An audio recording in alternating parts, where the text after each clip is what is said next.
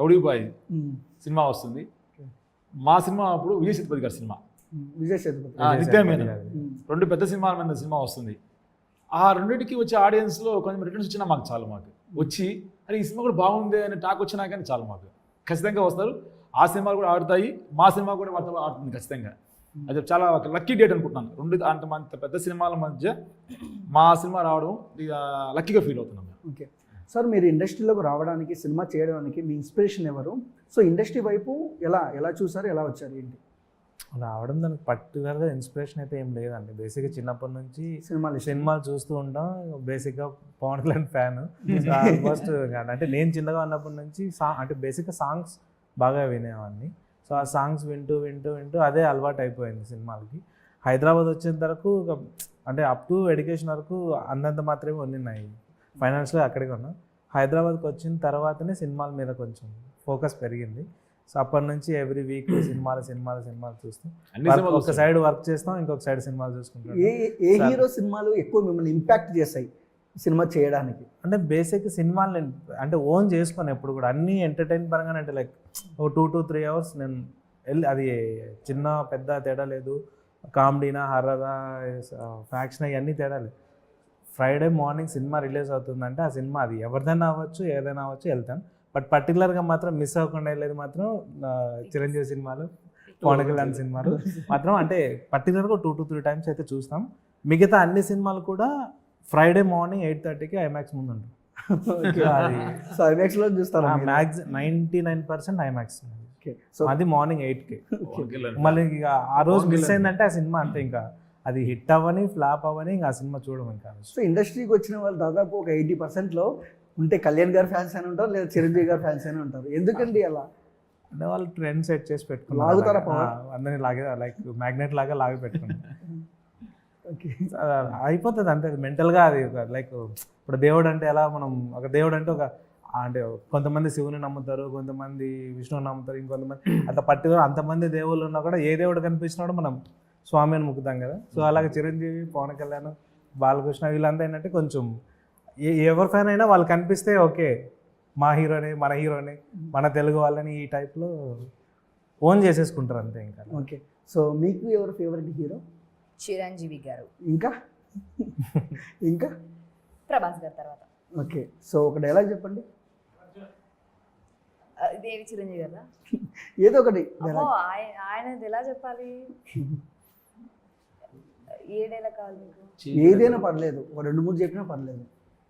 వీరశంకర్ రెడ్డి మొక్కే కదా అని పీకేస్తే పీక కోస్తా. ఇది నా స్టైల్, చిరంజీవి గారి స్టైల్ కాదు, ప్లీజ్ చెప్పుకోవద్దు. ఇంకొకటి ఏదైనా ఇంకొకటి అంటే మంచి పవర్ఫుల్ డైలాగ్ మీరు చెప్పండి. ఏదైనా ఒకటి. పవన్ కళ్యాణ్ చెప్తారా? ఏదో ఒకటి ఇలా మ్యానరిజం చేస్తా. ఓకే చెప్పండి ఏదైనా పవన్ కళ్యాణ్. ఏం చెప్తారు? చూడప్ప మంచి ఫామ్ లో ఉన్నారు. అది గెడ్డం గీసుకోగలదు, సంథింగ్ సింహం గెడ్డం గీసుకోలేదు, నేను గీసుకోగలను అంతే తేడా. చెప్పండి మళ్ళీ కొట్టేస్తారు పవన్ కళ్యాణ్. సరే ఒక డైలాగ్ చెప్తా. చూడప్ప సిద్ధప్ప అదొద్దు కానీ ఎక్కడ తెలుగు వాడు ఉన్నా ఒక డైలాగ్ చెప్తే అసలు వైబ్రేషన్స్ వస్తాయి. ఆ డైలాగ్ చెప్పాలా? ఇల్లేమో దూరం, ఆ డైలాగ్ చెప్పండి. పాలిటిక్స్లో డైలాగ్ ఉంటుంది కదా, ఇల్లేమో దూరం అసలు చీకటి, ఆ డైలాగ్ ఐడియా లేదా? సో ఓకే, మేడం గారు ట్రెండింగ్లో లేరు. Okay sir, first of all Dhanush గారు, మీ థ్యాంక్ యూ డియర్ గురించి చెప్పమంటే మన తెలుగు ఆడియన్స్కి ఏం చెప్తారు? సో మా thank you dear cinema August 1st release అవుతుంది. సినిమా వచ్చేసి ఒక మంచి ఎక్స్పీరియన్స్ ఇస్తుంది, ఎందుకంటే డిఫరెంట్ జానర్స్ని బ్లెండ్ చేసి ఎంతో యూనిక్ వేలో దాన్ని ప్రజెంట్ చేశారు మా డైరెక్టర్ గారు శ్రీకాంత్ గారు. అలానే మా బాలాజీ గారు ప్రొడ్యూసర్ గారికి మంచి సక్సెస్ కావాలని నేను కోరుకుంటున్నాను. అలాగే తెలుగు ఆడియన్స్ అందరికీ మంచి ఎక్స్పీరియన్స్ కూడా ఇస్తుంది సినిమా, తప్పకుండా మిస్ అవ్వకుండా. ఓకే, ఫస్ట్ నేనే చూసేలా అమ్మా. ఓకే, సో ప్రొడ్యూసర్ గారు, సో న్యూ టెక్నీషియన్స్తో చేసేటప్పుడు ఒక మంచి ఏదో కామెడీ సన్నివేశాలు ఉంటాయి సెట్లో. సో ఎప్పుడైనా వీళ్ళు మిమ్మల్ని బాగా కడుపు పగిలేలా నవ్వించారా? నేను బేసిక్గా వీళ్ళకి వదిలిపెట్టేశాను. ఎక్కడ లొకేషన్ వస్తాయి కదా, మీ చావండి మంచి సినిమా చేయండి అన్న. ఏంటంటే చావని కానీ ఆర్టిస్ట్ కానీ డైరెక్టర్ కానీ ఒక లొకేషన్లో కానీ కంఫర్ట్స్ ఇచ్చారు. ఎందుకంటే ఆ కంఫర్ట్ జోన్ నుంచి మేము చేయలేము. సో మీరు కంఫర్ట్గా చేయండి, మంచి ఫిలిం చేయండి, అదొకటే థాట్ ఉండేది దానికి. నేను బిజినెస్ చూసుకునేవాడు కదా, మధ్యాహ్నం 11కు 12కు వచ్చేవాడు. అలా ఒక 1 అవర్ అలాగ వచ్చి వెళ్ళిపోయింది. ఆ టైంలో సీన్ నడుస్తుంది. పొద్దు ఎక్కడ అని ఎక్కడ ఏం చెప్పాలి, బిజినెస్ వ్యవహారం ఉంటాయి కదా చూసుకొని ట్రాన్స్పోర్ట్ బిజినెస్ ఎక్కువ ఫోన్ కాల్స్ ఉంటాయి అన్నమాట. సో కొంచెం లేట్గా వచ్చేవాడు, తక్కువ వచ్చేవాడు లొకేషన్కి. అది అందువల్ల షూటింగ్లో తక్కువ ఉండేవాడు లొకేషన్లో. ఓకే అండ్ ధనుష్ అన్న, ఇద్దరు హీరోయిన్లు, సో ఎలా ఉండేది ఏంటి సెట్లో? అదే ఎలా ఉండేది అని అడుగుతున్నా, మీరేమనుకున్నా నాకు ఎలా ఉండేది అని అడుగుతున్నా, నేను మామూలుగా అడిగా. ఎలా అంటే ఫస్ట్లో కొంచెం హెసిటేషన్ ఉండే అనమాట. అంటే మామూలుగా హెబ్బా లిటరల్గా నేను ఇంటర్లో ఉన్నప్పుడు కుమారి శ్రీమతి కాదు అప్పుడు ఇంటర్లో ఉన్నప్పుడు నేను ఇంటర్లో ఉన్నాను. అప్పుడు నేను ఎప్పుడు ఎక్స్పెక్ట్ చేయలేదు షేర్ చేస్తానని, లైక్ భయం ఉండింది. బట్ తర్వాత లుక్ టెస్ట్ రోజు అయితే ఇద్దరితో ఇంటరాక్ట్ అయ్యాను, హెబ్బాతో రేఖాతో ఇద్దరితో ఇంటరాక్ట్ మనసులో యూ అని వచ్చింటది, అప్పుడు హీరోయిన్ ఇప్పుడు చేస్తున్నాను. తర్వాత రిలీజ్ అయ్యాను. ఫస్ట్ భయపడ్డాం, అంటే తన సీనియర్ కదా, వాళ్ళిద్దరు హెబ్బా అప్పుడు కొద్ది బొద్దుగా లాగా ఉండేది ఓదెలా వాటిల్లో, ఎలా ఉంటుంది తన పక్కన అనుకుని ఫోటో షూట్ చేసాం. అప్పుడు ఒరే బాగున్నారు పేరు అని చెప్పేసి బాగానే ఉన్నారు. ఇక్కడ ఎలాగో ఇద్దరు హీరోయిన్ మీరు పక్క పక్కన బాగున్నారు, మంచిగా ఉందా అండి?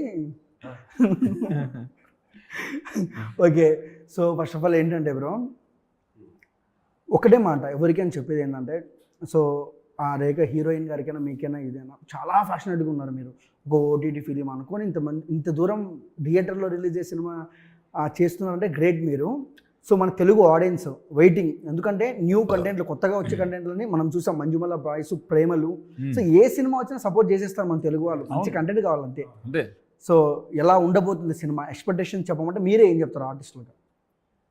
మంచి సినిమా, ఫ్యామిలీ అంతా వచ్చి చూడొచ్చు.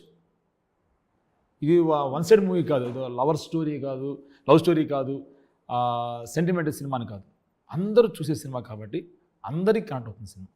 మీరేం చెప్తారండి? అంటే ఒక కొత్త ఎక్స్పీరియన్స్ ఇస్తుంది సినిమా చూస్తే. అంటే ఇప్పుడు సినిమా టీజర్ రిలీజ్ అయింది, టీజర్కి మంచి రెస్పాన్స్ వచ్చిందండి. చాలా మంది క్యూరియస్గా అయిపోయారు, అంటే 80 సినిమా కన్ఫ్యూజ్ అయ్యారు అనమాట. బట్ చూస్తే ఒక డిఫరెంట్ ఎక్స్పీరియన్స్ వస్తుంది. దాంతోపాటు ఒక స్పెషల్ సోషల్ మెసేజ్ ఉందన్నమాట సినిమాలో. సో అది ఆ సోషల్ మెసేజ్ని ఎలా అయితే బ్యాలెన్స్ చేస్తూ తీశారో డైరెక్టర్ గారు,